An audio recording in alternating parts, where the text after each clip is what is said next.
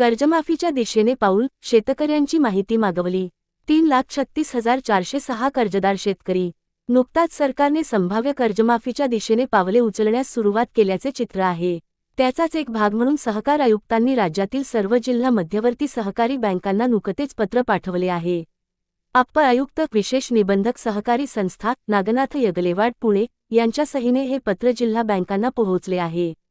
राज्यातील शेती क्षेत्रात आणि शेतकऱ्यांच्या जीवनात आमूलाग्र बदल घडवून शेतकऱ्यांची थकीत कर्जाच्या विळख्यातून सोडवणूक करण्यासाठी अल्पकालीन व दीर्घकालीन उपाययोजना करण्याच्या अनुषंगाने शासनाने मुख्यमंत्र्यांचे आर्थिक सल्लागार प्रवीण परदेशी यांच्या अध्यक्षतेखाली उच्चाधिकार समिती नेमली आहे. बँकांनी अनेक्षरे आणि बी ची माहिती तयार करून ठेवावी असे या पत्रात नमूद केले आहे. या अनेक्षर व बी मध्ये आता सुधारणा करण्यात आली असून त्याचे नमुने पत्रासोबत जोडण्यात आले आहेत.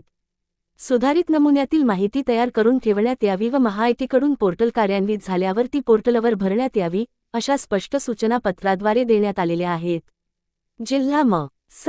बँकेचे उपाध्यक्ष किरण पाटील रुणगावकर यांनी सदर प्रतिनिधीला सांगितले की होय, बँकेला असे पत्र मिळाले आहे.